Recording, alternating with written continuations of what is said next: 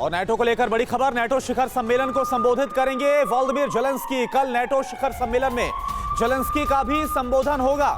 सम्मेलन में यूक्रेन में रूसी हमलों को लेकर चर्चा होगी। वीडियो कॉन्फ्रेंसिंग के जरिए होगा ज़ेलेंस्की का संबोधन।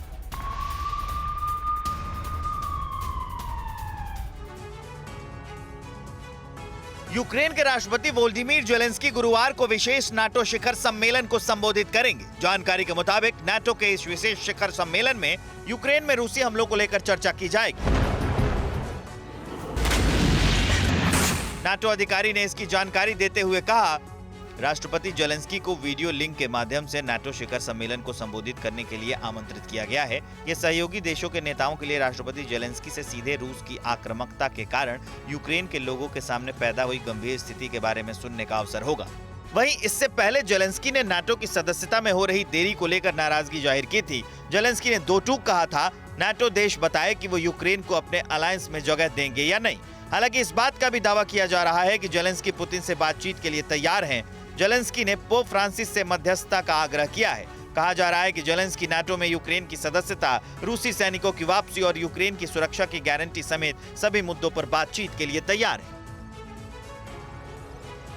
और इस वक्त एक और बड़ी जानकारी ये है कि स्नाइपर वली ने अपने जिंदा होने का सबूत दे दिया है। स्नाइपर वली ने अपनी फोटो शेयर की है, फोटो साझा कर जिंदा होने का सबूत दिया है, जिंदा होने का दावा किया है स्नाइपर वली ने। रूस की वेबसाइट ने मौत की पुष्टि की थी, लेकिन इस पुष्टि के इतर अपनी तस्वीर साझा की है। स्नाइपर वली ने सबूत दिया है, मैं जिंदा हूं। ये चेहरा देख लीजिए, गौर करिए और पहचान लीजिए। ये स्नाइपर वली की तस्वीर है। इन्होंने एक फोटो अपलोड की है और अपनी मौजूदगी का सबूत दिया है, बता दिया है कि अभी वो जिंदा है। इस फोटो को अपलोड कर वली ने रूस को अपने जीवित होने का सबूत दिया है, क्योंकि रूसी मीडिया में कई बार ये खबर चली कि वली की जान जा चुकी है, क्योंकि वली यूक्रेन की ओर से लड़ने वाले हैं। दरअसल हाल ही में यूक्रेन के राष्ट्रपति ने दूसरे देशों के लोगों को युद्ध में शामिल होने के लिए कहा था और रूस के खिलाफ लड़ने के लिए अपील की थी। इसके बाद स्नाइपर वली इस लड़ाई में यूक्रेन की ओर से लड़ने के लिए आए हैं।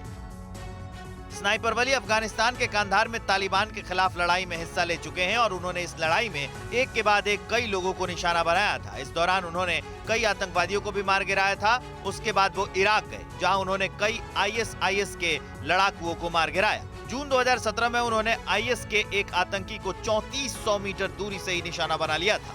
इसके अलावा वो एक दिन में 40 से ज्यादा लोगों को निशाना बना सकते हैं। परवाह देश की, सोमवार से शुक्रवार रात 10 बजे TV9 भारतवर्ष पर।